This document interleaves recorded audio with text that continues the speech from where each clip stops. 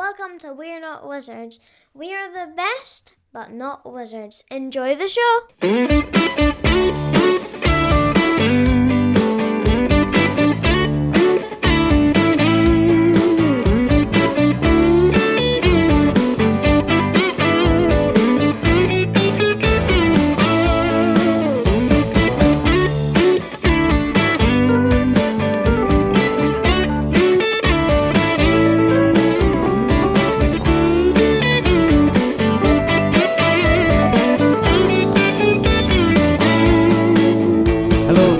Episode of We're Not Wizards. My name's Richard. My name's Luke Pryor. Because he's put on his Sunday name. He's put on his full meat and two veg. He's got He's got a castle. My meat and two veg has got nothing to do with this.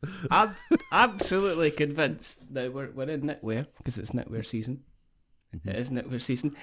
Mr. Pryor is sporting what appears to be almost a lovely boucle zip top kind of sweater number, which has what's that on the inside collar? Is that a Burberry on the inside collar? No, is it just a normal? Oh, grey. It's just grey. It's just grey. I think it's from Primark. It's definitely not got Burberry on the inside collar. I was trying to build you up. It's like, well, what does he spend all his money on? And then you look at all the paints behind you and go, oh, well, that'll be it. all the stuff around it. All the stuff around me. You got a question straight off the bat, haven't you? Right, yes. I was going to be very stereotypical and potentially borderline racist, and this is the discussion we were just having before we pressed record.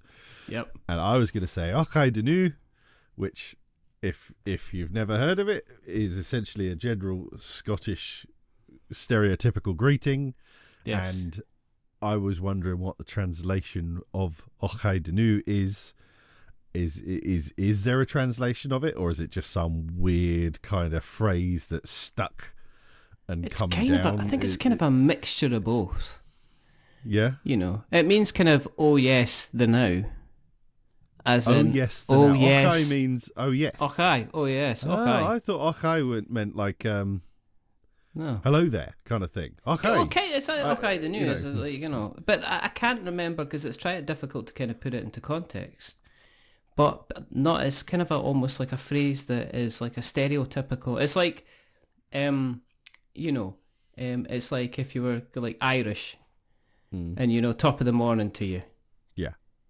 You know, you don't go around saying the streets. You don't have anybody kind of saying it. Have you ever in your life as a man above the wall? Have you heard? Have you ever heard somebody in all seriousness say "Okay, no. for like a Scottish person in Scotland to another Scot? However, I have heard many American people and many English people say "Okay, the new" to me, thinking they were being absolutely funny as. Really, non-ironically, non-ironic, kind of going, you know, okay, the new, and give me the kind of the elbow, like they were being absolutely hilarious. This is the best joke they'd ever told in their life, and English people as well. You'd be surprised the number of conversations. As somebody who was working in sales or kind of is still kind of in a salesy type thing, that the number of English people who automatically start a conversation along the lines of saying, but you're very, very stingy because you're Scottish, aren't you? And that, yes. Wow. You know, so we get that quite. I have in all seriousness been asked if I knew anybody from the royal family. Have you? And do you? No. I have met a few. Have you? Yeah. Yeah. Can you not? I mean, I've met the heir to the throne. Which one? William. Oh right, okay, William. What was he like? Is he like? He was lovely. He of course he used to fly air ambulance in East Anglia. Oh right, and okay. When my son was only very little and I was on a day off and it was just me and him, and just sort of one street over from our house there was a big green, as you get like in sort of housing estates, and we heard our ambulance land in it. So I just thought, I'll take Elliot out, and he was I think 3, something like that. Wow.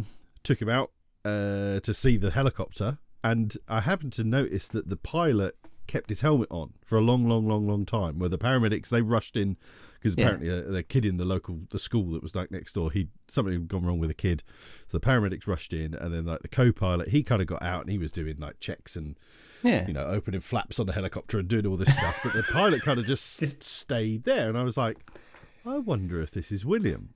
Because it seemed logical that he was keeping himself a bit concealed. Yeah. But then, not long after I said that, he took his helmet off, and lo and behold, it was Prince William. And and he was really nice. He came. I think they kind of waited till they knew that the kid in the school was okay, and that the paramedics were just kind of, because it's almost like I'm paying attention to me. We'll get to the hospital in a second. I've got a few more handshakes to do and a couple more babies to kiss, but we'll get going in a jiff. I have duties to perform. These are my people. But no, he was really nice, and he came out and he shook people's hands, and he let the kids sit in the impression. A bit more in the Charles. I think it was a bit more Charles. It was a bit, but I mean, it is like kind of like you do expect them to be kind of doing that kind of. I'm very. They talk from the. It's almost like I've been taught to dictate. Yes, absolutely, yes. When I'm standing up talking to an entire room without my microphone, and it's like back to the King's Speech, which King's Speech is one of those films. I have a category of films where it's kind of like film as well. It's kind of like, what was that? You were in that film. I have a connection to it. Not you have a connection. Oh, right. Okay. Well, I want to hear that. But there's certain films that no matter where it is in the film, I'll watch it to the end. Oh, yeah, and absolutely. And the King's Speech is just like a cracking kind of film. What's your connection to the King's Speech? A lot of that was filmed very, very nearby me. So not far from me is a place called Ely, which is the second smallest city in the UK, and has a beautiful cathedral in it, hence it is a city. And Ely Cathedral is used in loads of different movies. Yeah. And one of the things it's been used for a couple of times, and was most famously used for in the King's Speech, is when they want to do Windsor. Westminster Abbey. When they want to do Westminster Abbey, they convert the nave of Ely Cathedral into Westminster Abbey. So all of the bit where he was being coronated and everything like that, and he was being told to, that was all in Ely Cathedral. And that's got one of my favourite scenes in it, where he's like sitting on the throne. He says, you can't sit there, you can't sit there. Yeah. Says, why should I sit there? Well. He says, because I am your king, I have a voice. And you're going, yes, you do, don't you? You lovely man. Vulnerability, that's what we kind of always like, I'm very, very conscious of the fact that we have called this episode The Right to Bear Arms. And neither of us. Neither of us. And it's not like we're going to be putting a video out or anything like that, but we are both in our ninter wetwear. I can't even talk. Don't do that, because you just make me feel ridiculous. I will keep my arms woolen clad. Well, okay, right. Because do you have... do you have goals? I mean, if you got, this time next year... My weightlifting, you mean? Yeah. My powerlifting? Yeah. Yes. Okay. Yeah, so... It's a yes or no question, then? You phrased it as such. Stop asking closed questions. This is disgusting. You think you haven't done 500 interviews before, do you? Still asking closed questions? So I do have goals. They're kind of just, they're not... They're not kind of uncommon goals, like lifting your body weight is in certain lifts is a kind of pretty common goal. So being able to bench my own body weight is one of the goals I'm trying to reach. I haven't got to that. Lifted 200 kilos off the floor was one of my goals, which I've now exceeded. I've reached it. I haven't exceeded it yet. That's kind of it. There's only a couple of little things like that. I haven't really set a squat goal.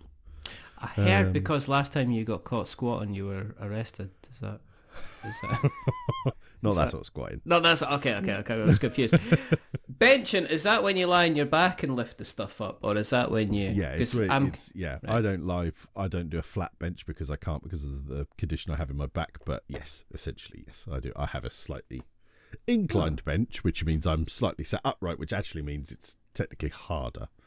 So my bench is 105 kilos, which is, if somebody said, "Oh, well, I can flat bench 105 kilos," I can incline bench 105 kilos, which technically is better. It's not like a huge amount. Like they'll probably can get to like 95 kilos on their incline bench, but it's just there's less of your body to move it. You know, you're using more of your upper body, and less of the rest of you, kind of thing. So yeah. The thing with the world, the thing with the world's strongest man, and we spoke about world's strongest man kind of last time and your connection to them, is they're all big guys, but they're all they're muscly guys, but they're always obviously covered in kind of like a realm of subcutaneous kind of loveliness. Yeah, they are. They're not. Well, most of them, yes, don't look like what you would know as bodybuilders. Yeah. But why is that the difference? Because this is always something that confused me, because I remember, because you all remember, like, and I'm only reminded by this because Netflix stuck an email my way to say the new series of He-Man is coming out, the cartoon version, and I remember all the toys from He-Man. He was being ripping. Absolutely ripped. He had lats that he could fly like a flying squirrel. Just spread his lats and just like glide. Just looking about. Out of the top of Castle Grayskull. Just, you know. There's a different set. So in history, there has been a few strongmen who were like that. One of the arguably the three greatest strongmen have ever lived are Brian Shaw from America, Zydrunas Savickas from the Ukraine, I think, right. Ukraine, and Polish Mariusz Pudzianowski. Now, Brian Shaw, 6'8", absolute behemoth of a man. Yeah. He is the Goliath that David took on. He's that guy. He's just huge. Then you have Zydrunas Savickas, who had a massive beer belly, had the big power belly as it's known, and he's just a big guy, and he was just insanely strong. But then Mariusz Pudzianowski looked like a Greek god. He had the abs, the ripped, bodybuilder body, but he was an amazing bodybuilder. But strongman. The difference between the two is one of the theories that you will often hear strongmen talk about is mass moves mass.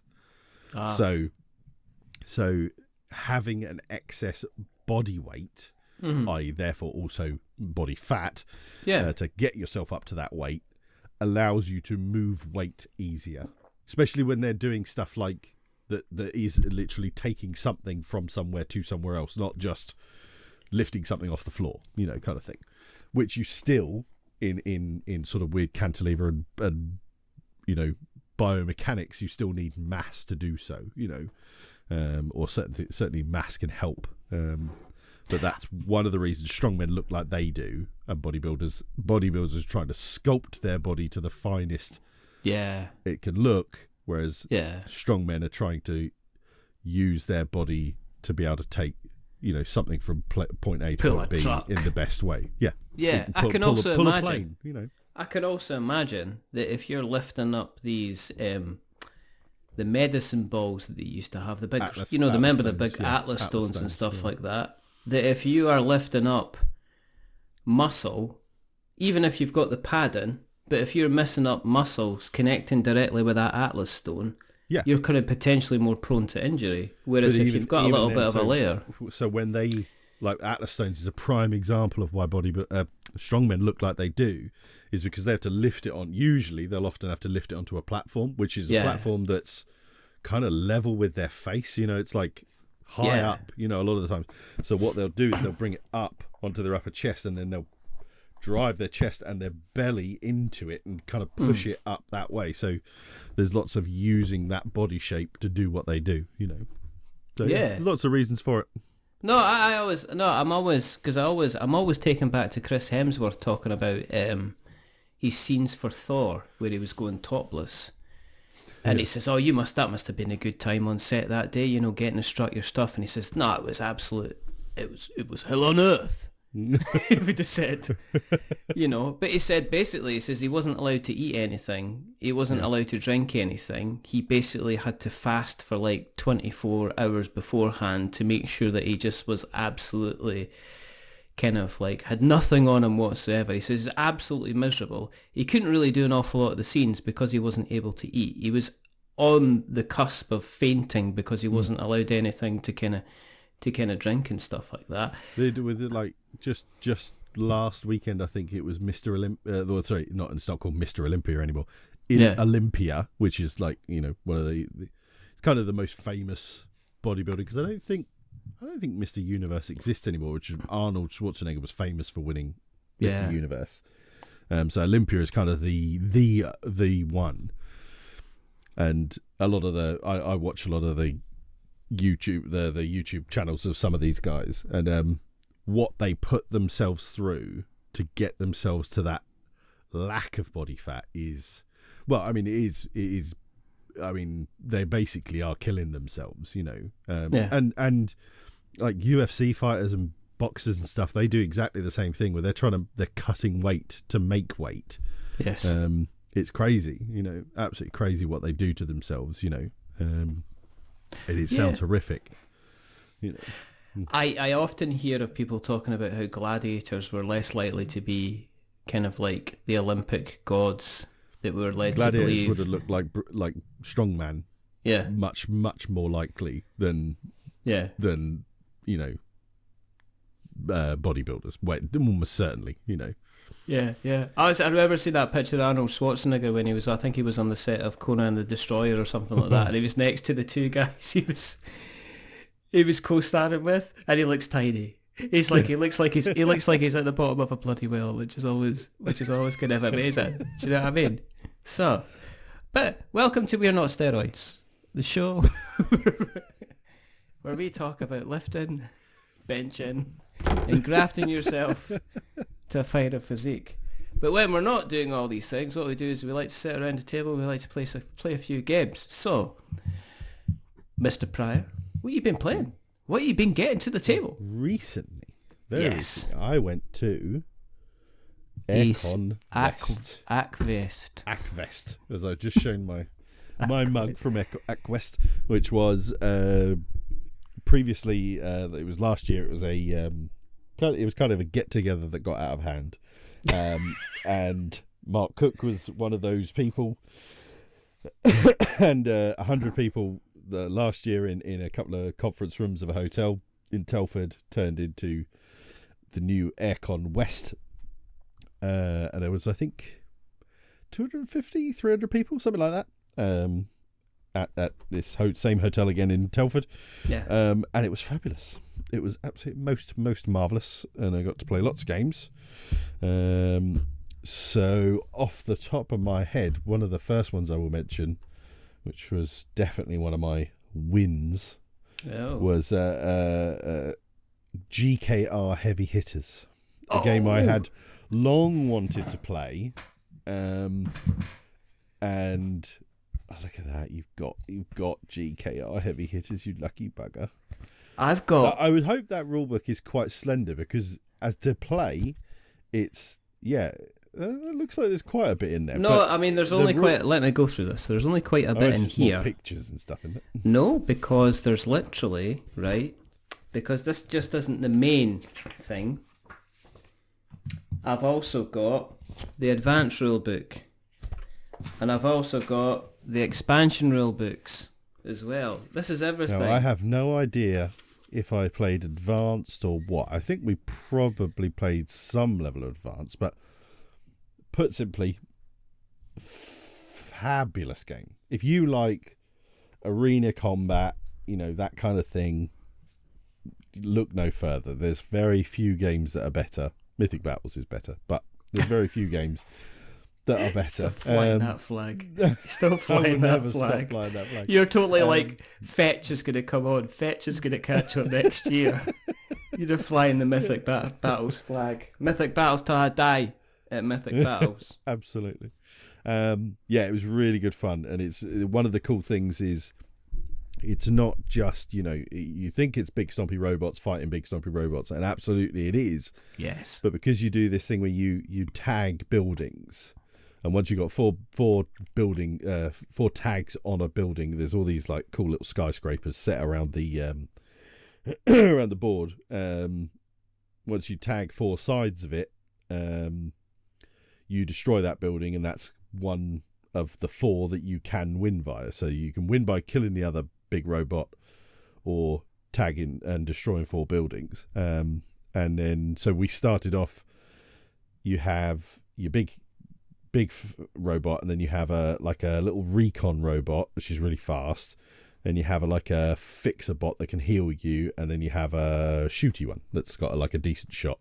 And I took a pilot that meant that all of my little ones moved further and shot further. So my logic was, okay, well, if they're more mobile, they'll be able to tag the buildings quicker and more efficiently. So that's the route I'll go to try and win, which I did. But it was one of those kind of, I won in the turn I won. Next turn, my opponent probably would have beaten me. So it was a real nice, down to the wire, kind of felt like we'd had a really good fight kind of thing. And it was just great. I mean, it's beautifully produced. Oh, it's Jurassic Park. We spared no expense. It originally came to Kickstarter a while ago, and then it came back to Kickstarter again.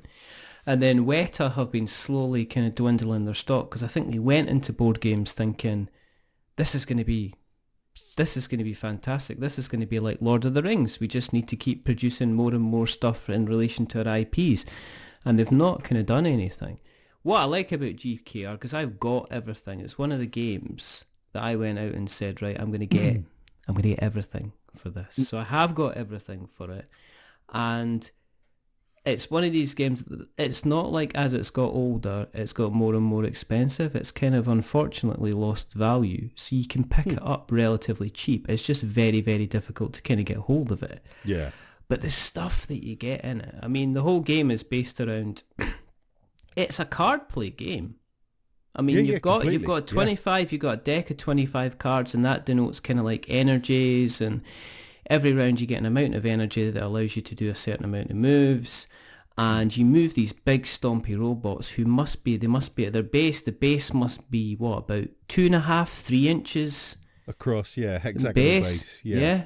And And then they must be each about side of the hex is probably 1.5 inches at least. Yeah. And they must be about 5.5, 6 inches high, these models. Yeah, maybe not easily that, dependent. Yeah. Easily, yeah.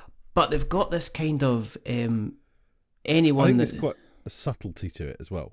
Yes. It's a big, beautifully produced thing, but it's actually quite understated in a lot of its design. It's not like the board is all kind of grey, yes, but really nicely done. And again, the buildings are kind of like grey with little elements of colour. But so actually what happens is your stuff and the tags that you're scoring the buildings, they all really stand out. Yeah. So it all really kind of, it works beautifully. I was really impressed with their restraint in the graphic design of it all. That actually elevates the whole thing. It really highlighted to me what that restraint looks like and what it can perform, sort of thing, what it can do. Yeah, you get the beautiful. There's the Urban Wasteland expansion, which gets you a couple of extra little boys to play about with. And then there's the Sweet and Salty expansion. And the Sweet and Salty expansion, one of the robots is purple and one of the robots is pink. So when you've got like all these players on the board, and you're right, it starts as a kind of completely grey landscape, but you get kind of like the different tags on the buildings, and they're all these beautiful primary coloured tags. Yeah. And the reason I've got the rules out is because one of the guys at the games club, they started to play Battletech, So you can imagine that BattleTech, yeah, BattleTech is like, yeah. But they love it, and I'm not going to poo-poo somebody if they love BattleTech. It's a huge thing. Absolutely not. But I mean, I wish I could love BattleTech, but the miniatures I know are it's too tiny. much. Oh, they're just tiny little minis, and I just went, I'm going to bring you in a treat. I'm going to bring you in GKR heavy hitters. Nom, nom, nom, nom, nom, nom, nom.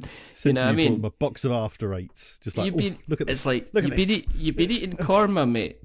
This is your issue. You've been eating korma. And I've got a lamb Rogan Josh out the back here. Do you know what I mean? Is that your step up, a Rogan Josh, really? Yeah! All right, chef boy. What's your step up from? I'd have gone maybe like a jalfrezi. It's got some. Oh, jalfrezi's all right. I could do that. I'm into my little pastes and stuff like that. I like a lot, but it's been a while since I had lamb because lamb's so expensive now.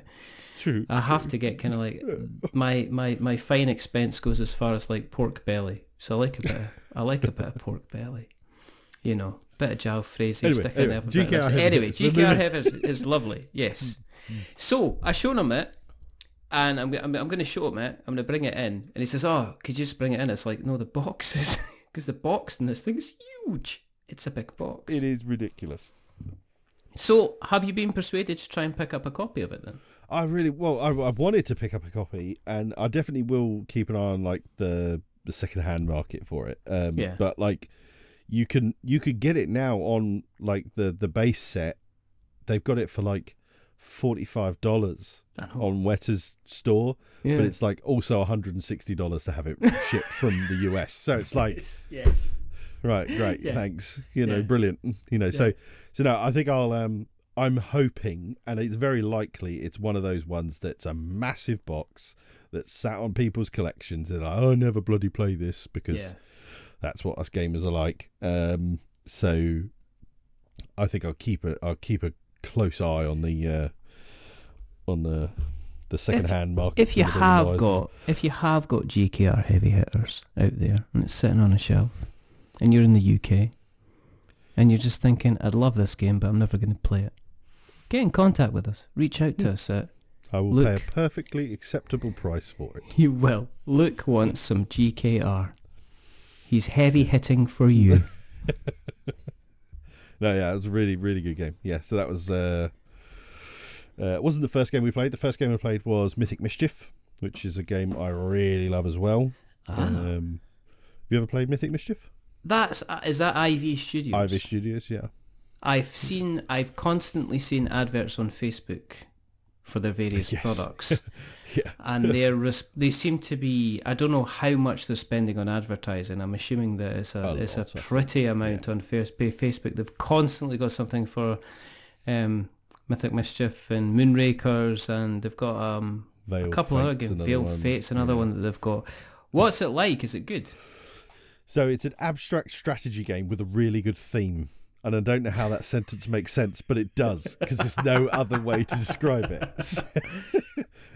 So it's set in high school, and it's primarily, we'll call it a 2-player game. You can play it in 4-player teams and stuff like that, which I really would like to try at some point. But fundamentally, it's still a 2-player game, and you have a chessboard-esque grid.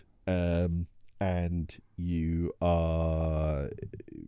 Let's talk about just the first edition. The second edition changes it ever so slightly. You have different factions within the school.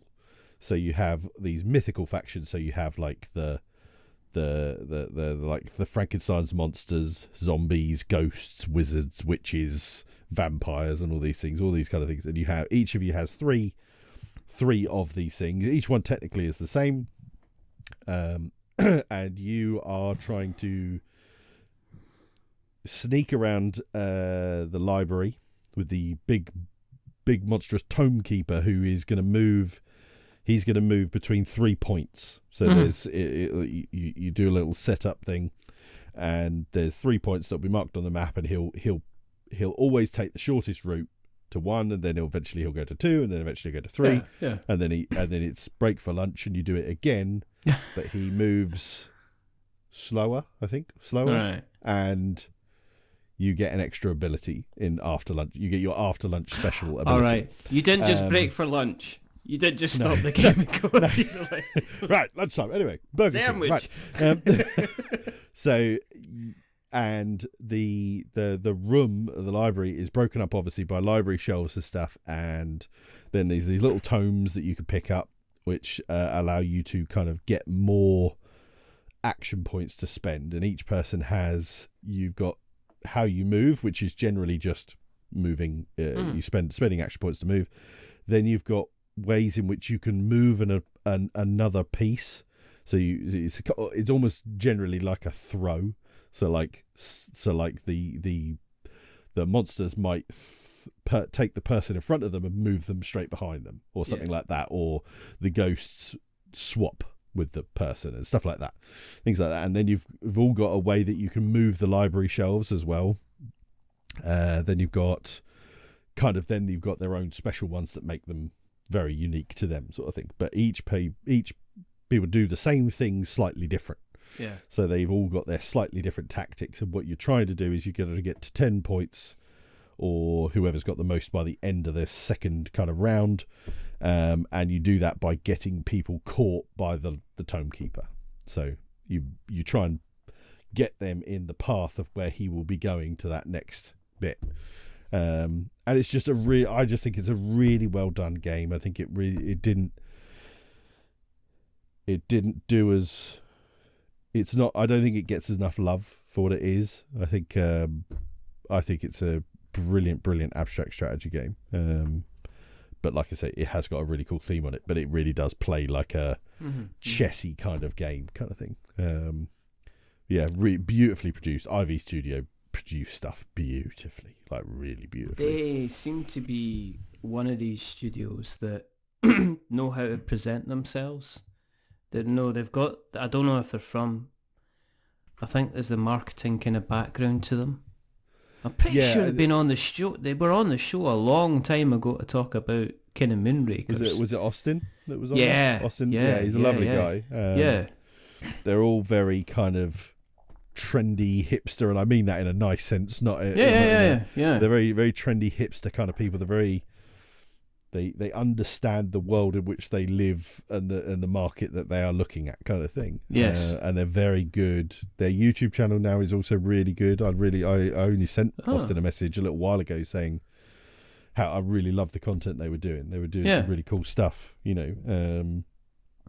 yeah, really, they make some really cool games. I've got Moonrakers, but I haven't had a chance to play it yet, and I really want to play Veiled Fate, and I was hoping to play it at Aircon West, but I didn't get a chance to. But Veiled Fate sounds like it's right up my group street. It's kind of like this. You're all playing one of the 8 demigods that are like on this board, and you're trying to kind of move these demigods to be kind of like, I think, trying to get to like god level or something like that. Yeah. But nobody knows which one you are, but you're moving all of them. So you're all trying to fulfill stuff and do stuff, but not show your cards too much, kind of thing. Wow, okay. So it sounds very clever, Yeah. And I think there's versions of that where like it could play up to like 8, and I think in 8 you actually have 4 teams of 2, but you don't know who your teammate is. So that again sounds in the right group. Sounds, it could be brilliant, Yeah, and my group is that kind of group. In the wrong group, that'll fall so dead on its ass, So that's Mythic Mischief. So what else did I play? I did play another very pretty game. It was the last game I played before we left. It probably wasn't the greatest example of it, because none of us had played it before, and I think the person who ended the game, or like triggered the end, did it kind of unknowingly early. It ended quicker than it probably would have. Yeah. But this is a game called Ice. So you've got this very clever board that is made up of 4 sections, and they magnetize together. And then it has this stepped hexagonal grid that you put the first layer, and you're playing these kind of this weird bunch of like mythical races that are archaeologists looking for these great artifacts and elements and stuff like that. So you're digging through this ice, but I mean, to look at when you're playing it stands out from the crowd. And there was so many people just like, what on earth is this? Kind of thing. Just like, oh, you're playing this. They knew what it was straight away. Wow. Kind of thing. But yeah, very, very cool game, and I definitely look forward to getting to that played a lot more. It was really good. Really good. I think Oliver from Tabletop Games Blog, he's done a review, or he's been mentioning that, and the first thing I looked at it, I went, that looks, from the photographs, first thing I thought was Acropolis, but based on what you, because photographs was close up, it was close up, so I just saw tiles on top of each other. Because I guess it's you do get that layered effect, which Acropolis does very nicely as well. It's been too long since I played that game. In general, so was ACWest like an aperitif to the main course at Aircon? Because have they not got another thing coming up in December? Northwest as well, which is in Manchester, which I was really hoping to go to, and I was gonna. Dan Hughes. Internet Titan Dan Hughes very kindly offered to let me come up and stay with him, and then him and Evan were going to just drive over every day because I don't think it's too far from where he is. But I just hadn't got the time, and we go to ACWest and this and that and everything like that. So, and I'll go to Poland as well in December. The staff Christmas party for Game Fans. Oh, for goodness sake! So yeah, I just couldn't make it work, which is a shame because I would love to have gone, but bloody hell, the hotels were expensive in Manchester as well. Going and staying with Dan would have been my better option anyway. But I mean, when I saw the prices, it was my only option if I took an option. But I think that's. I don't know how many people that's. I think that's kind of like another kind of 250, 300 people thing. I'm wondering if it's decent size. I think I don't know if his game plan or his philosophy is to say, well, and this is Mark Cook, the way that they built up Aircon worked really, really well. So I think there's a mistake you can make. You can say, oh, well, we're getting a good couple of thousand people at this venue. Let's go and open up something and do a good couple of thousand at this venue. And then obviously you could fall on your arse and it can all fall apart. So I guess seeing what ACWest is like and then AC Northwest. So is he going to work around the compasses? I mean, is this what he's... Well, I said to him, can we get one a little bit down my way, please? I'm fed up with having to come... Birmingham or more. You love it. You love it. I wouldn't mind one where I could actually drive to it from my house. That'd be lovely. I suppose. Well, I mean, the first thing to do then is if you don't like what's happening, then Luke, is to build your own. I know. I'll tell you what. I said this when I was at ACWest. Yeah. I had long, well before I knew Mark Cook and anybody who ran a convention, I had long thought about a convention, running a convention in Cambridge. starting. Something like that. Cambridge isn't littered with venues that would be suitable, but I thought you could do it some way or another. Yeah. But knowing Mark very well and the the people that run these things, I absolutely do not have the patience to babysit people in the way that Mark and the team have to. I'm sorry, it is unbelievable the stuff they get constantly battered and asked about. And I hear it and I feel like just going, are you serious? You're a grown human being. He is not your bloody chaperone. Sort yourself out. You've got to give an example. You can't come out with something like that and not give an example. Is it somebody going like... No, I won't give an example because that will potentially highlight people who I'm talking about. To be honest, I can't even remember anything particularly specific. Yeah. But it was just, it was that must have happened to me 5 times in 3 days in Telford, where I just heard people I was just like, are you serious? Grow up. kind of thing. You know, it's just ridiculous. I mean, I get that that's absolutely, they're there to make sure everybody's all right and help and make sure that everybody's sorted and stuff like that. But most of these things fundamentally did not need, you know, or nothing really to do with event organisers and stuff like that. You just think you haven't, you've booked a spot in a convention. You haven't booked this man's time and effort to be at your beck and call. That's not what you've booked.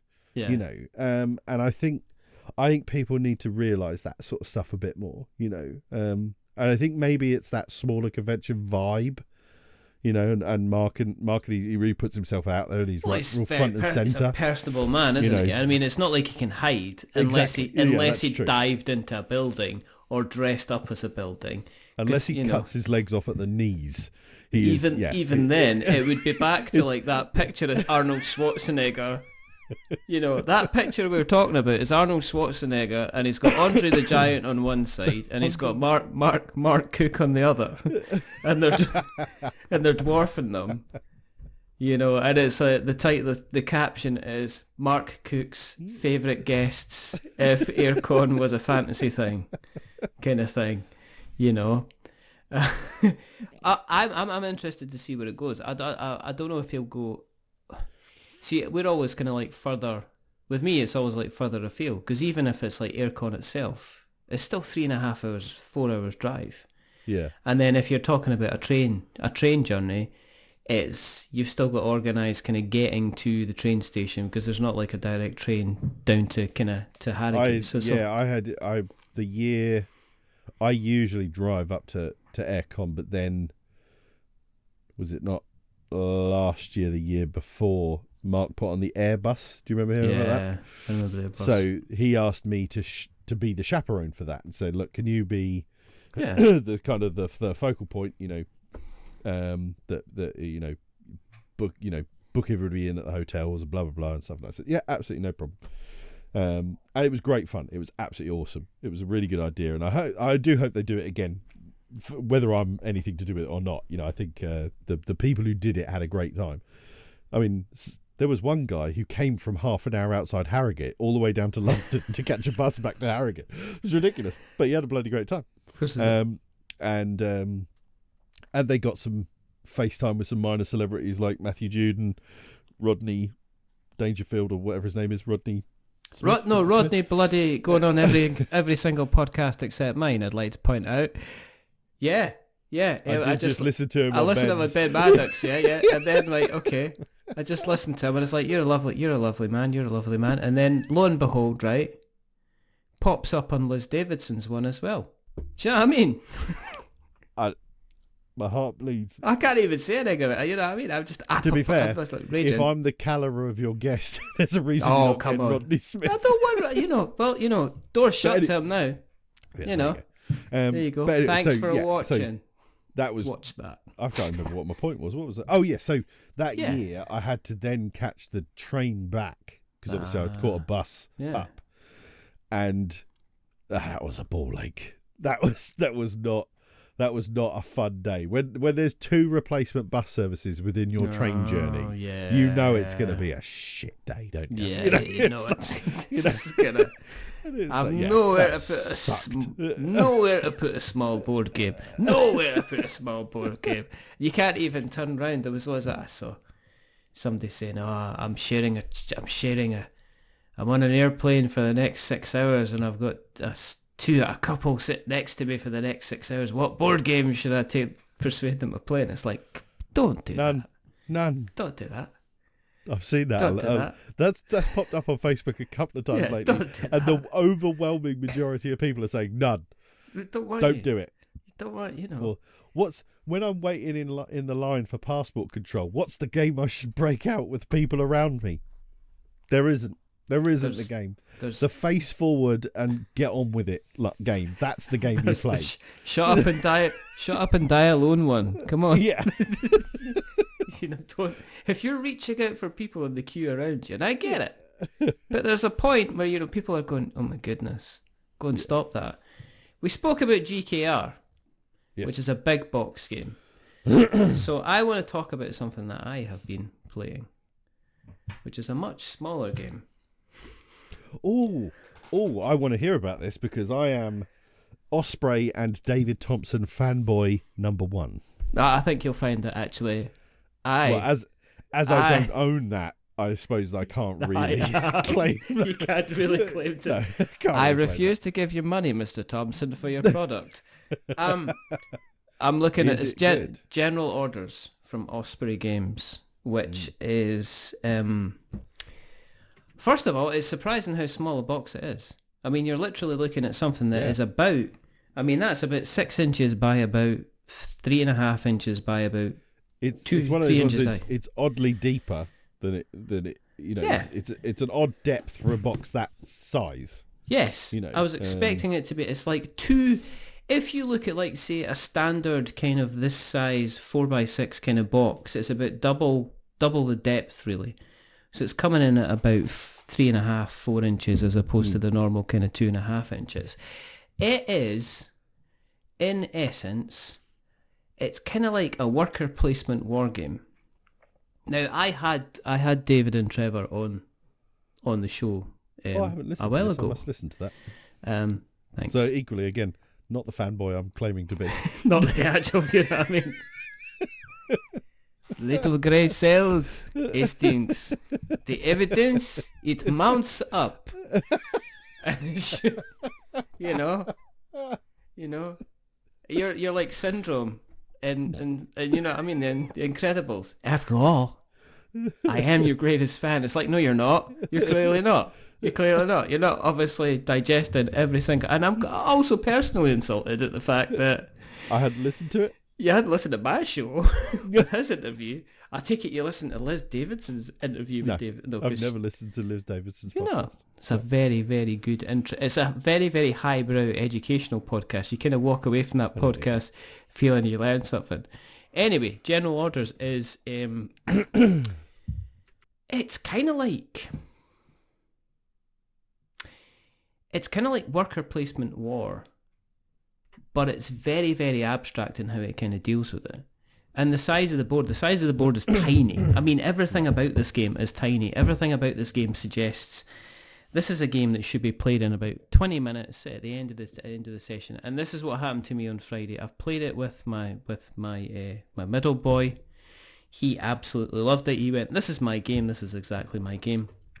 I played it on Friday with we played Viticulture, which I came third. We played a full kind of 6-player game of Viticulture, which was good I've fun. never played a 6-player game. 6-player Viticulture is life. It's really, really good. Is But it like, Did it not drag at 6? no, it actually moves pretty quickly. We actually got it done within about 2 hours, if that. That's not bad for a 6. It's not big. It's not a big board. No. It's not much bigger than a good birthday card. A good birthday card that you'd open up, that's the kind of the size that we're looking at. I'm Excessively trying to expensive give... birthday cards, what you meant. Well, it's a good quality... Probably somebody's 18th that you really liked. That might make a tune when you open it. That sort of birthday card. Or it would kind Do of they like... exist anymore? I don't know. They went through a phase of having one of these kind of bad recordings. Yeah. You know what I mean? You used to be able to say, "Michael Caine's wishing you a happy birthday." Do you know what I mean? You're only supposed to blow the bloody candles out. You know?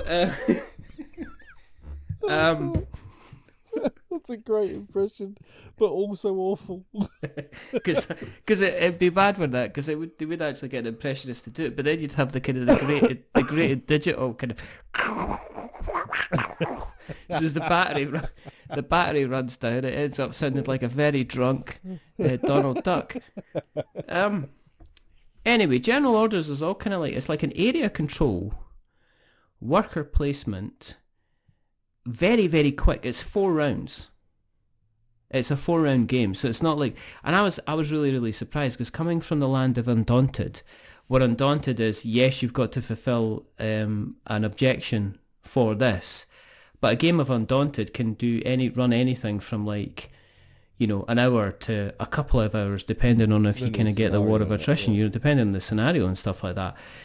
So basically, what you've got is 2-player, and what you'll do is you've got commanders, you've got your base, kind of like your base units, which are your armies. At the beginning of the game, you occupy about 4 or 5 kind of spaces. They're hexagonal spaces, they're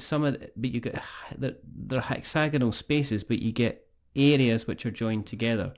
So you get two hexes, that might be an area. In that area, it's going to tell you the number of soldiers that you have. Also in that, it might have an action that you can take. So you can you can advance, you've got one space which allows you to do like a paratroop action, you've got one space that allows you to do a barrage action. There's a board off at the side that allows you to kind of reinforce soldiers, so you can bring in like an additional 6 soldiers or 5 soldiers depending on what you play. You've also got cards that you can draw as well, and there's also a little mechanic that allows you to change who goes first. So in your turn, what you'll do is if you decide to advance into a space, you pick the space you're wanting to advance to, and then you put your command token in the advance kind of space. So it means on that round, you're the only person that's allowed to advance into that space. The enemy can't then bring in a commander and put their... There's like one action per kind of like... One commander's allowed per kind of like action. So it's a worker placement that completely blocks off the thing. Where it gets interesting is things like... it's kind of like when the combat comes in, I've say got 4 discs in my space, you've got 3 discs in your space. I decide I'm going to advance into your space, and then a conflict happens. Now the first thing that happens is the defender rolls a dice, and the dice it's got 1s, it's got 2s, and it's got a blank side. And the first thing is the defender rolls a dice, and they then remove that number of troops from you. So as you're coming in, because they're defending the position, they've got the ability to take out some of your troops. Now, depending on how they roll, they might roll 1, they might roll none, they might roll 2, depending. You'll remove the troops, and then what happens is you then pair off the troops and start removing them. Right, I see. So it's a horrific war of attrition. You're literally removing troops. You're pairing them off against each other, and then whoever's left in the space, you'll end up maybe only with 1 troop left, and that's whoever's kind of controlling it. And so that's what you do. You continue back and forth. It's just 4 rounds. You've got five moves per round. You play into command, you advance. Is it just 2 players? Yeah, it's just 2 players. It's just 2 players, yeah. Just 2 player, yeah. It's just 2 player. So that's the basic premise of it. You can play cards, and some of your cards allow you to roll additional attack dice. They allow you to roll additional defense dice. What's interesting about it is in the center row of the board, there's 5 hexes which have additional powers in them, and if you control those powers, then what it does is it gives you extra things. So it might allow you to roll an additional dice when you do a barrage. It might allow you to get some extra troops if you do a reinforce action. The center square basically gives you extra defense if you control that against. It's like the capital city. So it's whoever takes a capital city has like a huge advantage. And in each of those hexes across the centre row, plus a couple of additional hexes on either side, there's little stars. And those stars are basically victory points. And once you get to the end of the game, whoever's got the most stars kind of wins. And it's fabulous. Has it got a little bit of you played Blitzkrieg? Yes, I've got, Blitzkrieg sits in my collection, yes. So has it got a little bit of that vibe of Blitzkrieg in that it's a very clever, condensed, abstract look at war kind of thing? Yeah, you're dealing with discs. There's no stories here. There's no background here. It's not like, it's a complete departure from Undaunted. In the Undaunted, you feel that you were dealing with characters and kind of real people. In that when you were kind of like losing kind of various units, you were losing faces. You're losing discs here. I mean, you could send in, what happens is you send in like, when you're doing an advance action, you're deciding, okay, well, I've got to leave 1 disc behind because I can't leave an area without any kind of backup at all. So I move 3 discs in. They've got 2 discs. Oh no, they've rolled a 1, so they've removed 1 of my discs, and now everybody's gone, and the entire space that I've advanced into ends up empty. So it's very, very abstract like that. But it moves it moves incredibly quickly. But there's two sides to the board as well. On the other side of the board, you've then got a completely different map, which involves kind of Air Force. Now, the main difference between the Air Force and the ground attack is the Air Force is essentially providing additional support. So there's a kind of I don't know, it's really strange to describe, but but the other side of the board is basically you've got, I don't know if you can see this, right? So this is the normal side of the board. And you've got you can see the central 5 kind of hexes in the middle, yeah? And they've each got kind of like, basically this one stays the same, but then in the center line, you've got chits that you add in, so the powers vary every single game. Right. But on the other side, it's a completely different map. Yeah. But you've also got certain areas which are outlined, and that's to suggest kind of air support. Okay. And then round the outside of the board, you've kind of got areas where you put your planes. I see, yeah. So as the game progresses, you're not only you're vying for kind of like control of the skies as well as control of the ground. So you can have troops kind of coming in, but it's really funny, the planes don't specifically kind of move onto the map. They're just there to say we're hovering above. So they don't actually get involved in the action. But yes, it kind of joins. I'd say it's very much kind of in the same wheelhouse as Blitzkrieg in terms of its abstractness. So my logic would be that, like, if you like the vibe and feel of what Blitzkrieg does, yes, and the way it kind of tells the story of World War II, obviously, yes, this sounds like you probably like the vibe and way this goes about, yes, showing a conflict. You know, yes, I know it is World War II, but it's being like it's pretending to be like a theatre in World War II, isn't it? Rather than World War II as a whole, like Blitzkrieg kind of thing. Yeah. It's not giving distinct areas. Yeah. There's no background here to say you are currently on the Eastern Front or you're currently on the Western Front and this is the situation that you're going through. It's kind of like, this is kind of like an abstract area. We're very, and they even actually say within the rule book on the back that, we're very, very kind of aware that this is more abstract than it is kind of historical, which makes an awful lot of sense, basically. So, I'm going to pen some thoughts and put some thoughts together, but they're basically going to be, they're going to be very, very similar.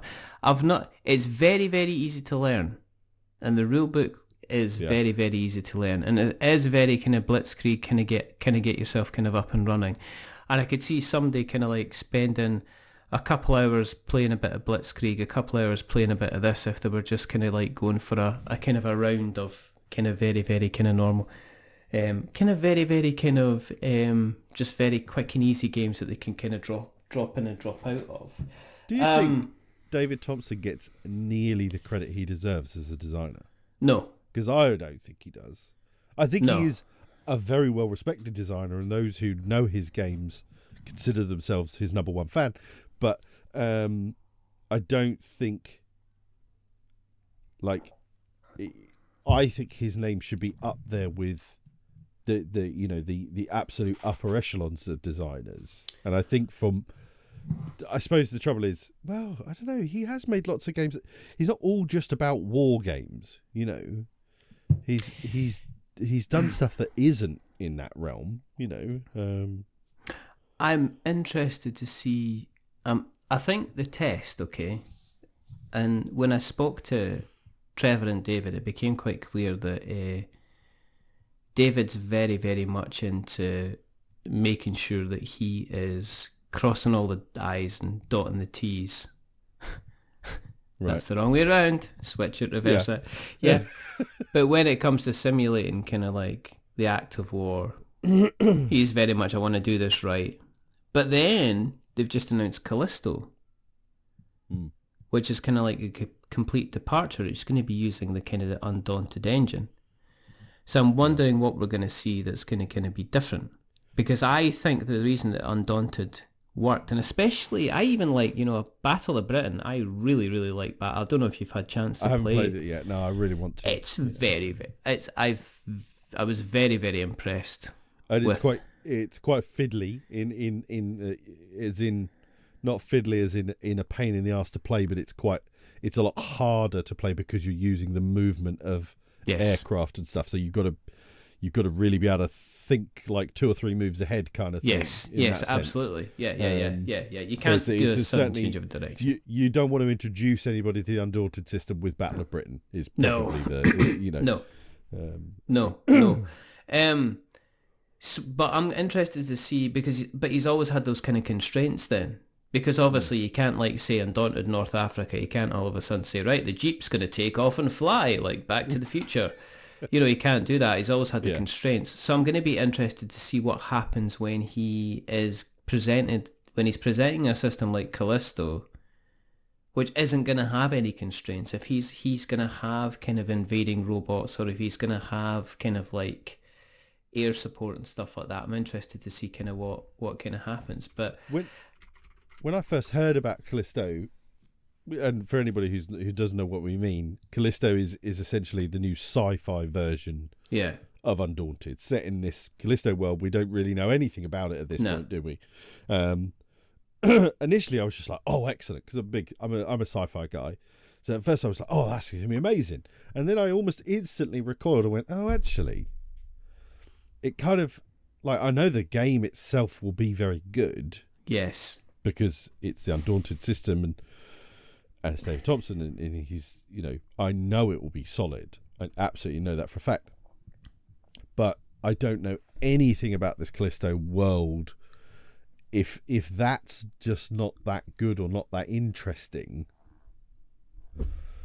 then it'll probably fall on its arse for many, I think it might. I think the sci-fi thing. I think and war gamers are a crowd, and they are a people, and they're very selective about what they play, and they're very defensive, sometimes overly defensive about what they constitutes a kind of a war game.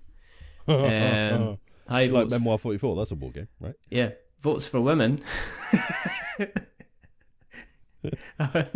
won an award for the war game. It won an award as a war game, so there you go. But I'm interested to see if they can still consider, if there might be a little bit of snobbery for folk to say, well, we wanted you to do kind of maybe, why can't you do this kind of front instead? Why can't you do kind of like something based in kind of slightly northern Europe? Why can't you do something on the east? They did Stalingrad, which I've got to get my hands on. Yeah, I haven't urged to get Stalingrad because I know it's a campaign thing and it's a lot less likely I'll get a chance to truly see it through. But I really want to get Battle of Britain. I haven't got, like, all I've actually got at the moment is Normandy and North Africa, but I would like to get the reinforcement spot because that allows you to do the solo version of it, doesn't it? And I heard the solo version isn't like amazing. And it's a bit clunky, and there's like kind of like you're doing a lot of, what's the word I'm looking for? Like maintenance. You're doing a lot of keeping up with stuff, rather than playing the game. But I think I would still like to really give it a try, and I just have so much respect for the system in general. But yeah, I mean, I could see why people will probably go like, "Oh, well, why haven't you done Pacific?" Is an easy one. Why haven't you done Undaunted Pacific yet? Or even Undaunted of the Seas, like they've done Battle of Britain.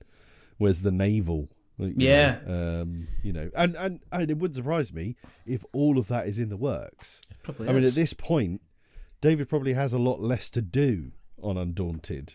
It's the system is there, and he probably balances and develops it and stuff more so than actually has to design it now, and that job's sort of done and it gets tweaked. He isn't probably up to his knees in it so much anymore, is he? But maybe, I mean, I heard Efka and Elaine talk about this on the no pun included podcast, saying that their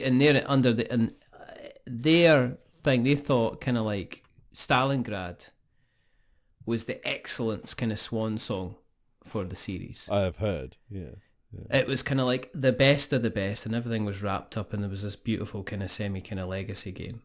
If I was David, I would be like, well, what else can I do? There's maybe a part of him to say, well, if I put out a war game based on any of these theatres of war, people are going to buy it because they love the series. Maybe this is him saying, well, I'm testing myself here. What else we could do? Yeah. What else if you kind of like that? And if it works, then it kind of opens him up to being able to do kind of all of kind of X, Y, Z. So I'm kind of interested. But General Orders, there is going to be a written review very soon. But yeah, I've kind of, people that have played it so far, my son basically said, that is my game. That is my kind of game. I like that. And he also really, really liked Blitzkrieg. So it's a damn good comparison. The only other game that I've played with a little bit, I played Viticulture, which I reviewed recently. I'm not going to talk about Viticulture. Viticulture is right up there in one of my favourite games. I just love it. It's a borderline perfect worker placement game. It's just, I love it. There's nothing fabulous. More. It's just I can. Do you know what? We've reached the point now where we've played it enough that there's not people that are learning the game now, and now that everybody's kind of working on that little strategy, and they're the best kind of games. So there's nobody kind of really kind of struggling to the rules. The only other game that I mentioned before we move on to probably what we'd like to get to the table soon, and I've got one I think you might like, really like. I played, and I want to get the name right on this. I want to get the name. I don't want to mess up this because I had it in my mind one way, and it's called Kinfire Chronicles Nightfall, and the box is huge. I know the game. I know nothing about it though. It's kind of like, it's going down the line of kind of like your Jaws of the Lion, kind of Gloomhaven, campaigny type game. And there's like acrylic miniatures, and basically you are one of the Kinfire seekers, and what you're trying to do is something's happened in the land, and you're trying to basically kind of find out what's kind of going on in the land, and you do it in kind of like an episodic type thing. So you've got little acrylic miniatures. It's a deck-driven kind of game, and there's two sides to it being deck-driven. One of the deck-driven parts is the main kind of combat and movement, and it smacks of Gloomhaven. It's card-driven combat, and then there's the kind of the choose-your-own-adventure part where you visit places, you pick a card, you read that, you do an action, you gain items that's going to help kind of increase experience.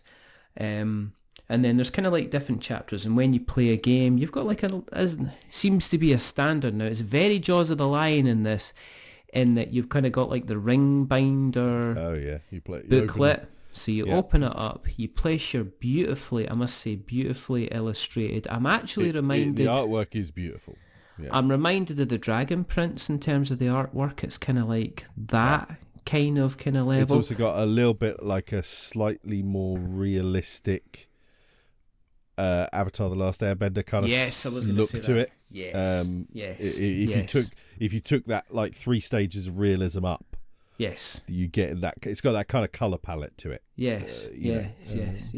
But it's a cooperative game by kind of design, and it's a fully cooperative game in terms of the battle, the way that the battle works, and it's kind of like it mixes a couple of different mechanics. So when you play a game, and most of the game is based on kind of fighting off kind of various creatures.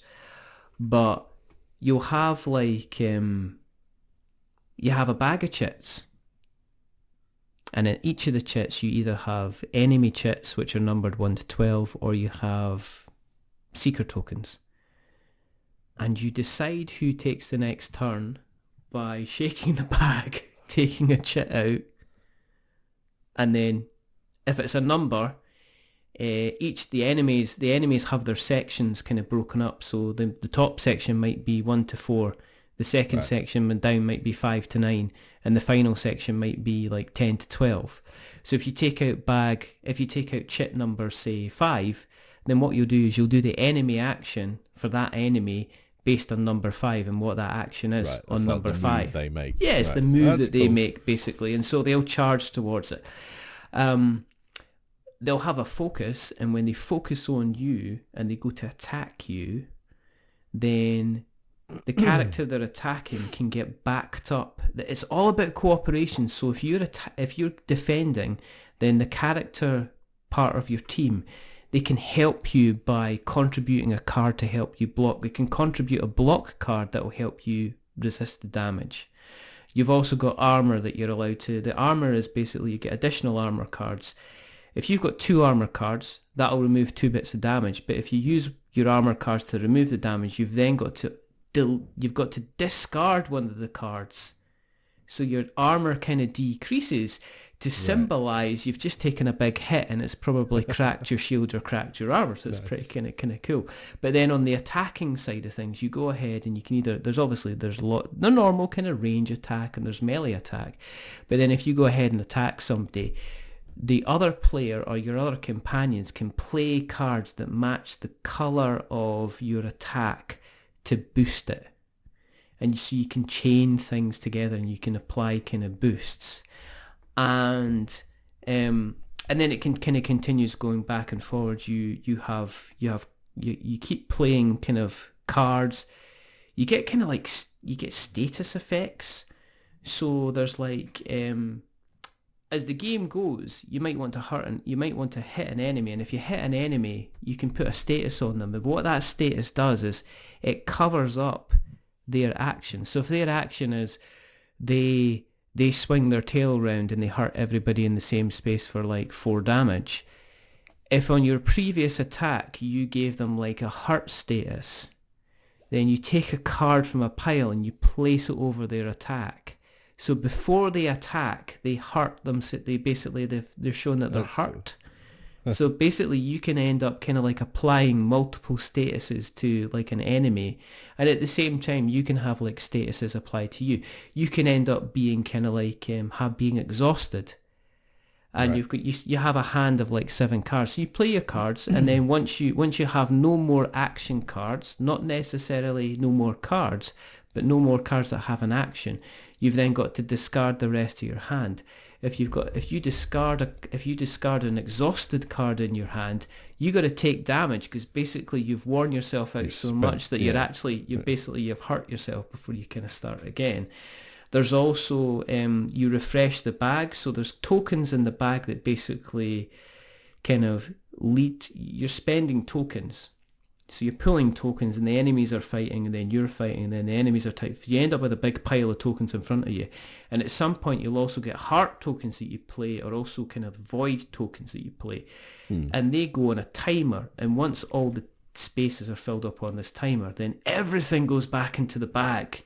And it's a pain in the ass because it means everything resets, and it means the enemies have obviously got a finite number of attacks. Right. Because once they're lethal again, you know. Yeah, if they draw like that 5 less token, predictable. Yeah. You start to see, right, okay, there's only so much they can do now. And blah, blah, blah. You can see, you know, if you've went off, I've seen that they've already tried to attack me unsuccessfully, and they've used, you know, 3, 4, 6, 5, 7 and 8, then I know that, you know, there's less likely. What I can do is when I'm because you get a choice of where you place your heart or your confuse tokens or whatever, cards or whatever. So you might say, well, the chances of this then drawing the top attack are pretty high because everything else is spent. So I'll place a heart token there. Yeah. Or a heart card there, and then knowing that if you draw it, there's more chance of them drawing that kind of chit. And then they automatically get hurt. So there's a lot of kind of mitigation, but it just it kind of works. It kind of works really, really well. There's nice. Again, it's very, very Jaws of the Lion in terms of it's introducing you to how this game kind of plays over a series of chapters and a series of rounds. So you kind of have tuck boxes. They're big kind of chapter tuck boxes. There's like 21 of them. And you open up the thing and it gives you like the enemy you might be facing, or it gives you the deck of cards in relation to where you're visiting and the choices you've got to make. And it'll also introduce kind of more mechanics. I'm kind of... And it's a huge box. I mean, it's a 30 by 30 by 40 size box. It's a big cube box. I mean, it's kind of gloom. But it's also not as... And I've heard this said of Frosthaven, it's not as labour intensive.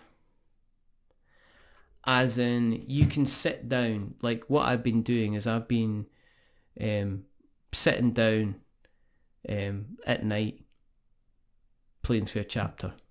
Chapter takes about an hour 15 minutes. You can play through a chapter, and then if you get to an adventure chapter, it'll probably even take less time. So you can do 2 or 3 chapters. Right. You can do at least 1 or 2 chapters in a night quite easily, and there's 21 chapters. But the kind of the artwork and the fact it's, you feel kind of slightly in control in terms of the combat, that you're kind of boosting each other kind of back and forward, and you can get some good chains and stuff like that. But it doesn't seem to be... there's not kind of like, there's world building there, but there's not kind of like all the administration around the world building. So it's kind of, I've been enjoying that. It sounds pretty good. It's just, Has it got an element of potential, you can overthink a turn? Because you could really kind of math it out, because you've got that kind of open information sort of thing. Yes. So can you get to the point where, as that combat goes on and gaps have been filled and stuff like that, so you could really sit there and be like, right, okay, so there's only 3 things here, you could get a little bit over analytical of it? I'd say yes, absolutely. I mean, I think it's, surprisingly enough, I don't think it's player dependent. I think you would probably have... It works really, you'd probably have a point where you kind of like stop and say, right, I need to do... I mean, the first kind of couple of battles that you do, when you get into your 3rd or 4th battle, you are starting to look at the chits, because there are cards that you get that say, just redraw this chit. So you can basically get a chit, and it's the enemy attacking, and you can say, right, I'm not going to draw this one, I'll just stick it back in the bag. You're obviously, it's like taking taking a second go at the chat. But there's also kind of like, there's kind of like tokens that you can use which allow you to mitigate the risk. You get every kind of adventure, you get given a certain, you get a certain number of Kinfire tokens that allow you to, you can trade these Kinfire tokens in, and it allows you to draw four chits out the bag, pick one of them, and then basically stick the other 3 back in. Right. So at one point I was like, it gets down to the line. That was always exciting. You don't feel like you're steamrolling over people, but there's one point it's like, if any of your party kind of like end up unconscious, then that's it, game's over. Right. You have to start the whole kind of thing again. So you get to the point where you're kind of like, I have to use this power, because I have to kind of like be in control of what happens. So there is a way to mitigate the kind of the randomness. Element of it, these things could happen, and if that thing happens, I'm screwed. Yes. So I've got to do everything I can to make sure that doesn't happen. Yes. Okay, yeah. Because there's things like, say for instance, you can get like powers where you can do, because you can stack up kind of like hurts and confuses and stuns and everything like that. So you can stack them on top of each other. So there's ways of saying, well, the odds that, out of the 2 enemies or 3 enemies that I've got, this guy's definitely going to come up really, really soon, because he's not had any chits at all. So I'm basically going to lay, when he comes on to play, he's going to basically get hurt twice, and then he's not going to be able to attack there. So there's ways of kind of mitigating it, but it just kind of flows quite nicely for me. It's kind of not... have you ever heard of the game Bolt Action? The yes! miniatures game Bolt Action? Oh, have you ever played it? No. Because it uses essentially the same logic. So each unit has a dice. and it's an order dice. So when you have that, you put it next to them, and it might say rallied them or a shoot or advance or whatever, advance. Yeah. But all of those dice go into a bag, and each turn you draw a dice and go, oh, it's a German, so you hand it to the German player, and they activate a unit, and then they do their thing. See, I love that. Activate. So you get these great ebbs and flows of like, you might go like, oh bloody hell, your dice again, go. Oh, your dice again, go. And then but then they get to that point of like, oh yeah, it's me again. Oh, it's me again. And then it gets to that point of like, oh, hang on a minute, it's me again. You're gonna go batshit crazy on me soon because all of this is gonna swing back at me. But then you also get that brilliant tactical element because you go, right, well, okay, now it's back in my favour, but okay, so those things over there have all activated, so I don't need to worry about activating my forces that are opposing them. I'll get to them in a minute, but this guy in front of this guy who hasn't activated, now I'm going to lay into him. So you get that. I love that system. You get such a great ebb and flow of like, and it's always your turn kind of thing because so that I like the fact that that's in this Kinfire Chronicles. And that sounds really cool. It's got a nice little loot box as well.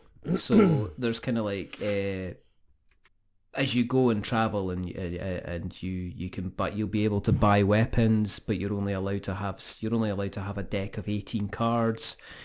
So you'll be replacing cards that you've got in your hand to make them more kind of powerful, but as you explore you're going to pick up treasure, and that's in kind of like sealed packs that you open up that contain kind of information as well. So it's all just, I don't know, I wanted something that was kind of like an adventure but not have the kind of it sounds weird, but not the huge world building side of things, the kind of the administration. And this kind of I want something, if I want to jump in, I want to be able to jump in because my time is usually a case of pretty kind of short, so that's kind of good.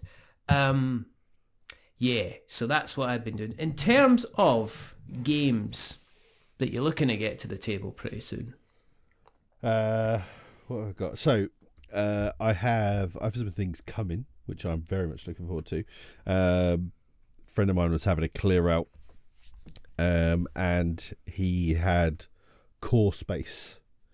Which is something I've never managed to pick up, and I always wanted to pick up, and I thought it looked really cool. It's good, and if you've never seen Core Space, it's made by a company. I think the company is Battle Systems. Yeah. And they kind of made themselves famous with this really detailed artwork, cardboard terrain, which I think kind of started off as like sci-fi and like Dungeons and Dragons kind of, for that sort of thing for role players, and then they made their sci-fi game Core Space, and they did a Kickstarter campaign last year for Maladum, which is like the fantasy version. But I only actually found out the other day it's a fantasy version of Core Space, but it's actually a post-apocalyptic version of Core Space. So it's the sci-fi world that's all kind of gone to shit, and it's kind of gone back to like a medieval type thing. So stuff from the futuristic-y looking sci-fi stuff will turn up in this old world looking post-apocalyptic fantasy stuff. So I had no idea about that, so I'm intrigued. So yeah, you make this really cool environment, and you kind of play. It's got a little bit of that kind of your like groups and bands of people in Core Space. It's kind of got that Firefly feel, yeah. Firefly, Han Solo-esque vibe about the characters you play, and you come up against like these androids and all sorts of different things. And apparently it plays really well solo, really well cooperatively. So I think it could be something really good fun for me and Elliot. Elliot's been desperate to get into an adventure game because he's been seeing me and my mates play Oathsworn, and he thinks it looks amazing, and he kind of loves the idea of this like ongoing thing. Yeah. And we did start ACWest, and I thought ACWest was really good fun. We played the first one. I thought it was really good fun, but it was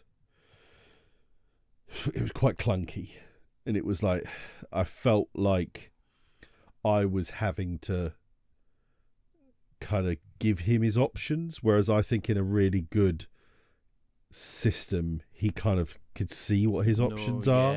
You know what I mean? Yeah. We've got like, I'm looking forward to Dungeon Saga Origins coming from Mantic, because that's, I think it will be also a really great one, because it's just good classic Me too. Hero Quest-esque, you know, Yes. which got me into where I am today. But the core space thing, I think potentially as well, but also we've got Hellboy, and I've tried Hellboy a few times, and I think Hellboy is really great, again from Mantic. And we were going to try it the other week, but I couldn't for the life of me find where it was, and I found it today. So I think me and him are going to try Hellboy and see what he thinks of that, because again, it's very, very. I think Mantic rule systems are one of the most underrated things in, not so much the board game world, because it's not really the world they're in. They're really more in the miniatures world, but some of their stuff is board game adjacent. But in the miniatures game world, their rule systems are. I am such a massive fan of all of the Mantic games I've ever played, and even they have Kings of War, which is their kind of big. It's That's like their their bread and version of butter, Warhammer Fantasy. Yeah. You know, it's like Yeah. lined up ranked units of fantasy creatures, which I hated when I was young. I hated Warhammer. I was always a 40k player. I couldn't stand trying to figure out how to make this box move to attack something. It's like it was like trying to attack with a cross-channel ferry. You know, it's just like it doesn't. It's like this doesn't work. You know, kind of thing. But their games are so good, in my opinion, that I think I'd actually like Kings of War. But I have enough on my plate to not need to get into something like that as well. Yeah. So yeah, they're one of the things I've got on my plate that I'm really looking forward to. We're still really into Oathsworn, so we're playing the fourth. We played the third encounter on Wednesday and had an absolute blast, and we got the fourth encounter that we should be playing on Wednesday again. I'm just blown away how good Oathsworn is. It's such a truly fabulous game. And so other than that, getting to the table, I want to play more at Age of Comics. I really liked Age of Comics, and I've played it 2 or 3 times now. Is that the one Delicio went on about, or is that something else? A comics related game? Oh no, that was the comic book hunters, or Comic Hunters, which came out of Brazil, and it was actually Marvel licensed, but it couldn't be Marvel licensed anywhere else in the world, so it's like really hard to get hold of. That's a really cool looking game, but I haven't had a chance to play it yet. No, Age of Comics is game that just kind of recently fulfilled from a Kickstarter the previous year by Lirius Games, and it's set. You're a comic book studio set in the kind of golden age of comics. Yeah. So and it's just a really good classic worker placement game. It plays like kind of every worker placement game, but it gets quite cutthroat towards the end of it. Yeah. But the theme is just dripping off it. It's so well produced. You know, really, really cool game. I really like it. What else have I been? I've been definitely wanting to get something else to the table, but they're the major ones. All right. Core Space and Hellboy will probably be me and Elliot. Well, I've got a pile. Oh, because I do have a pile, but I mean, I'm gonna. I there's mean, a cream you can get for that. I'm too old for that. I'm like bladder rack. You know, after it's been out in the sun for a while, I'm just sitting down and they're just popping off. Now there's nothing I can do about it. I literally sound like I literally sound like a board gamer when he's opening up a parcel. You know, that's what's happening. I'm kind of like, you know, I'm thinking of changing my middle name to Bubble Wrap. You know. So I've got a couple of things to look forward to. The first one is this Brotherwise Games. I've just had this arrive as well. Yes. Empire's End, Brotherwise Empire's Games, and the only reason that I kind of looked at it is because it's got John D. Clare's name next to it, and John's my boy. You know, he's done quite a few kind of games that have always been on the really, really big side. Yeah. So when I saw Empire's End was going to be a relatively small one, then I kind of thought this. Other one, very quickly, Feudum. Yeah, I know, everybody makes that, you know, people are either like the thumbs look up. of Feudum looks amazing, but I remember always hearing the reviews of Feudum, and it sounded like it was quite heavy and a bit clunky. And yeah, it's like Yeah. But there are very few games that look as cool as Feudum. Yeah, I know, and I opened it up and it's got like the little kind of monster thing. But one of the ones, the two main ones I want to... Have you heard of this? I have heard of that. Yeah, Halls, it's solo only. I keep showing stuff to look instead. It's like we're almost forgetting we're recording. But Halls of Hegra. Solo game, yeah. It's an absolutely solo game. Yeah, It is it based looks around... cool. Really cool. I mean, that cover is unreal. From the abandoned mountain fortresses, you command a group of Norwegian volunteers fighting numerically superior German forces. Apparently, it's hard as nails. It's really, really difficult. It's really, really tricky, and it sounds absolutely like it's something I'm going to love. I'm just trying to think what else. We've got no. I'm not going to talk about that one. Oh, well, just show me what it was. At least in our. Oh, I don't care about that. No. That's a little bit of a nugget of intrigue for the people. No, I don't care. Not my thing. Okay. I've got this one, but I don't know about this one. Oh, you know what? I played it once. Yeah. And when I played it, I was like, so, can we say what you just showed me? Yeah, Tapestry. Tapestry. Yeah, Tapestry. Tapestry. Yeah, I played it once when it first came out. I think before they'd released all the balancing, the balancing PDF of all that. And I enjoyed it. I was like, yeah, that's a cool game. It's got nothing to do with civilizations. But I like the mechanics of it, and it's very pretty, but I must admit it's one of those ones that I think for the last sort of 6 months I've been like, if I see that come up for a good price second hand, yes, I'll pick that up because I think I'd really enjoy it. I'm intrigued by the multiple you kind of... No, I haven't, not yet. It's on the pile, but it's a multiple track kind of game. I've watched he who shall not be on this podcast, even if he begs, Rodney Smith's playthrough video, watch it played, and it's kind of like go up the tracks, and then, but what I've heard is depending on the civilization that you get, some of them will just steamroller you into hundreds and hundreds of points, and other ones you'll be like sitting at 5 and going, what did I do wrong? So I'm interested to see kind of how it plays over the next kind of things. I've been playing this. Oh yeah, the toy Snapshot Tactics. Yeah, is it good? It's amazing. Is it really? It's so good. It's not just a gimmick. It's not just so a toy that they made into a board game. You know, better than X-Wing. I'm not saying, but yeah, okay. Is it really? No, it's probably not. But you know, I really like it. It's kind of like it's a really good game, though, is it? Yeah. Yeah, I've got a written review coming out, which is why I can't kind of go. No. Okay. But it's bad. It's a bad game. It's potentially a good game. But this is right. But this is the main one. And I want your thoughts. Right? Yeah. Resident Evil. Yeah. And that's coming to the table. I've got to get up. I've already been mucking about with it a bit. And that's one of the ones I want to get to the table. Because I've got Resident Evil 3. And I enjoyed it. I enjoyed the tension. I really, really liked it. It was a really, really fun game. So I'm interested to see how they kind of match the tension of the first game and the puzzles of the first game. Because Sherwin, who designed the game, was on the show. But I'm interested to see how, you know, what works and what doesn't. Because Resident Evil 3, in my opinion, Resident Evil 3 was becoming the kind of like, there was hordes of zombies coming after you. Resident Evil 1, there's very much a lesser amount of enemies to kind of deal with, and I'm just wondering how the kind of the puzzle elements and the tension elements kind of work.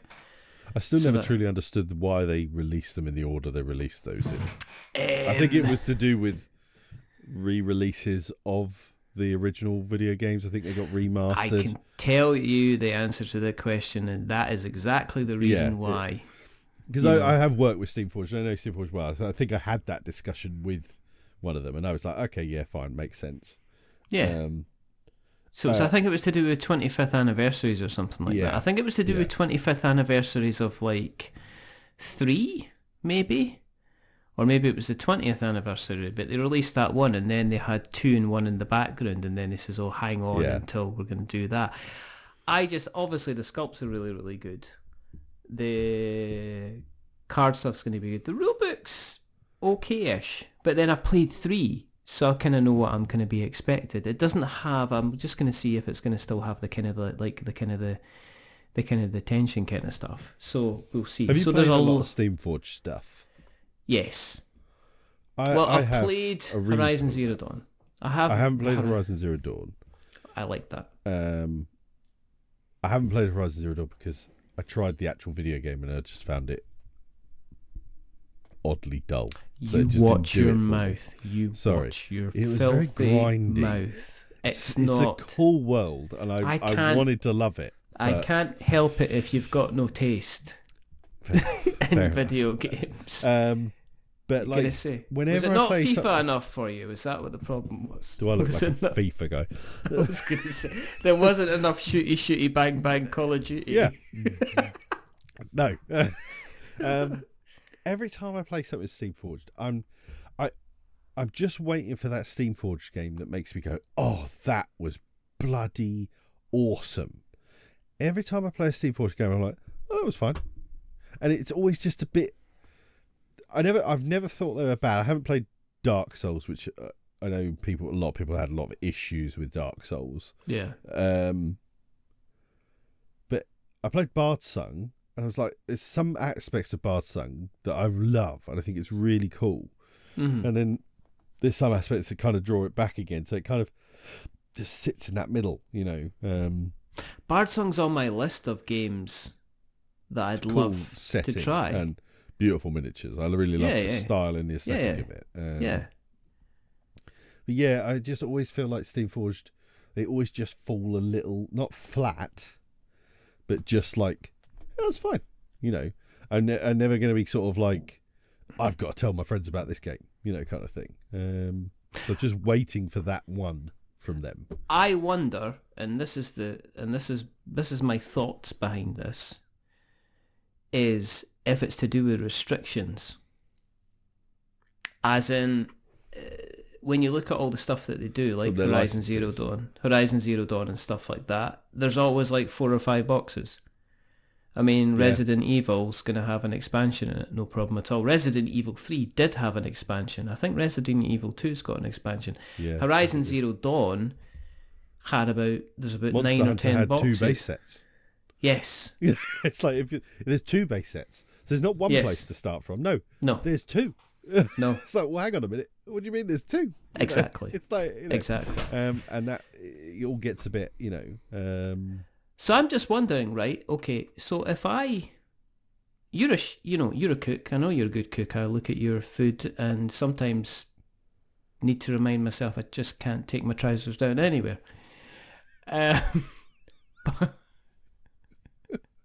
It's just so bad. But what I'm saying is, right, if I let you have access to my fridge, my freezer, my larder, my cupboards, and said pick anything you want, then it's likely to be, I mean, you'll probably put something together which is kind of pretty good. But I don't know if you're always putting together the best of the ingredients that's kind of there, because you've got so much choice. So much, yeah. Whereas if I did like a technical kind of like, you know, a technical challenge like they do in MasterChef and say, okay, you've got 15 ingredients. Yeah. This is all you've got. Do the best with what you've got. I wonder if you've got the ability to just continually develop until you decide you've got to stop.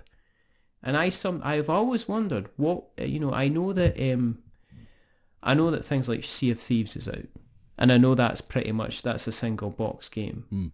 But surprisingly enough, it's been very quiet. I've not heard an awful lot about that at all. I said this you know? because Mike Delisio at Essen, the Dice Tower booth, they were doing like a come and play with the Dice Tower crew, and they're all playing different games. And one of the ones, the first one I think I saw was Mike playing Sea of Thieves.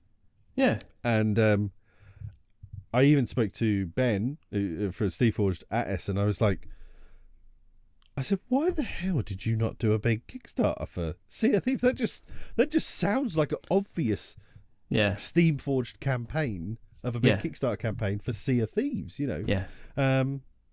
And they sounded like it was very much like they just didn't need it, and they kind of want, they don't want to just always be doing campaigns, and they want to, so, and from what I gather, really good game, and maybe there's an element of that. It was restricted and it had to be a retail level game, And I had this discussion, a kind of similar discussion with somebody at ACWest that, have you played the game Pray Another Day? No, I haven't. No. Do you know the game I'm talking about? No, I don't. So, I haven't got it. So it's essentially, if you take Love Letter, and the assassin aspect of Citadels, right, this is the game you've got. So you've got condensed Love Letter. So it's like the guard aspect of Love Letter, the assassin of Citadels. If you take just that little nugget of those two games, you make this game of it. So everybody has 5 cards. Yeah, you've got mouse, owl, lynx, jaguar, bear. Something like that. Wolf. Bear, wolf, lynx, owl, mouse. Right, 5, 4, 3, 2, 1. Going down in that order. At the start of the turn, you put one of them face down in front of you, and then somebody will go bear. And if you've got bear, you turn over bear. Yeah. If you're the only person who's turned over bear, then you get to go hunting, and you call out one of the further down the line. Things. And if anybody has that chosen, you have hunted those ones and bumped there out of the round, you carry on into the round. If, when he says bear, 2 people chose bear, then none of them can go hunting, but you're still in the round, right? Yeah.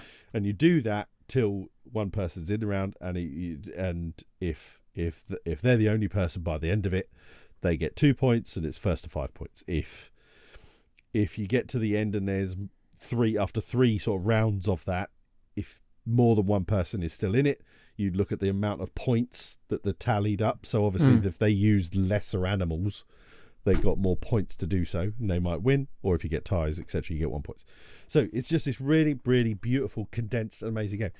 And I said it kind of really blows my mind, and almost annoys the hell out of me that somebody could come up with such a fabulous, brilliant little game from 5 cards. That so much in this little thing from so little stuff. That takes true, I think, skill and amazing level of design and restraint and everything. I said, because when you take like these big adventure games like Bardsong or Dungeon Saga or all these games, anybody could design that game if you have the limit to just keep adding shit in. Yeah. Anybody could do it. But to be able to be restrained and hold stuff back and limit it and streamline it and make it the perfect polished version that it can be, that takes true skill and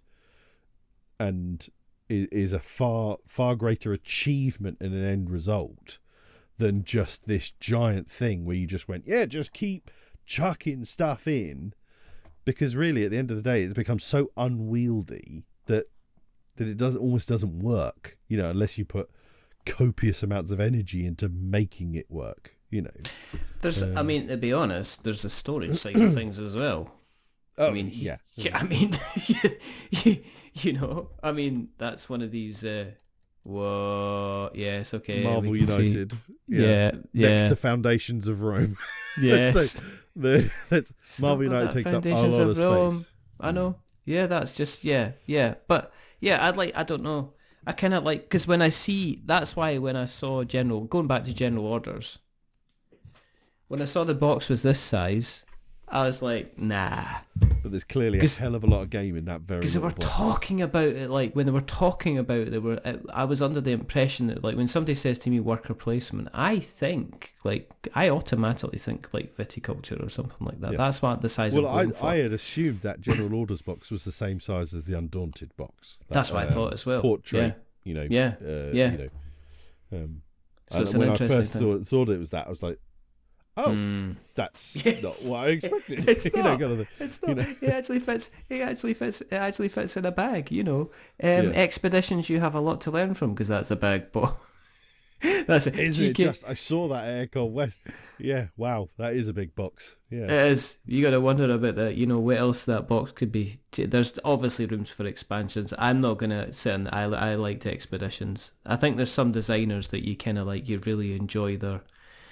You enjoy their designs, and you click with them, and you just kind of get on. So there you go. So hopefully, by the time we talk again, I'll have Empires. Do you know what we should do? Both try and get Empire's End played, and then the next time we talk, we can have a chat about Empire's End. What we think? That'd be interesting. And everybody's listening going, what, is this some kind of deal? This some kind of promise? No. I might deal even edit it. Yeah. All right, so which one's which then? Hello. well. Right. It's time to call this madness to a close. You have hit a record. You said go for an hour. I was like, did that. I don't know. Just an hour. What's that all about?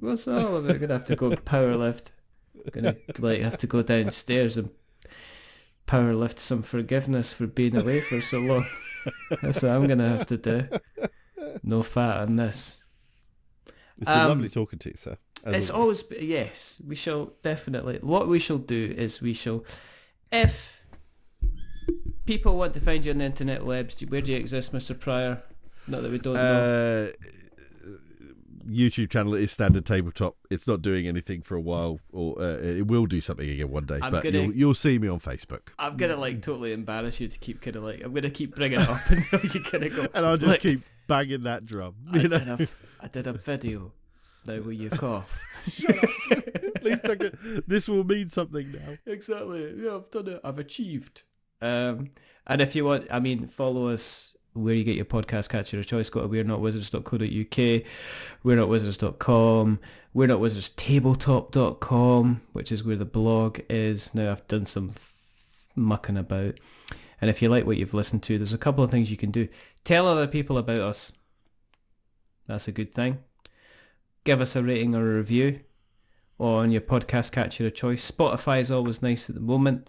But mostly tell somebody else. It could be their Christmas gift. If you're thinking about Christmas and you don't particularly like that, it's a distant uncle or somebody that you don't particularly like anymore, send us this, send them a link to this podcast and then say Merry Christmas to them, and you'll either excite them beyond their wildest dreams or they shall remind you while you only see them once every 3 or 4 years.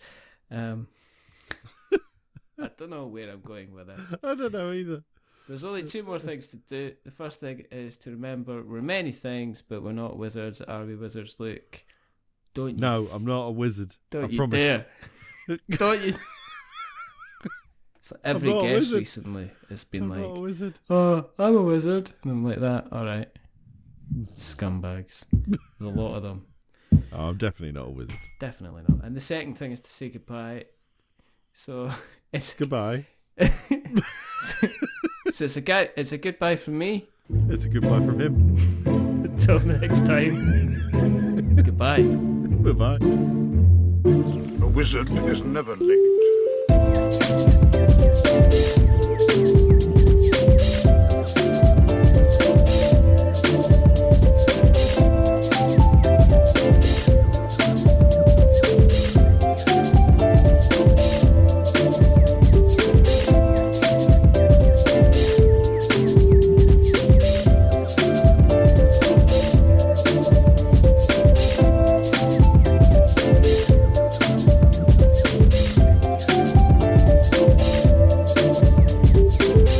Nor is he early. He arrives precisely when he means to.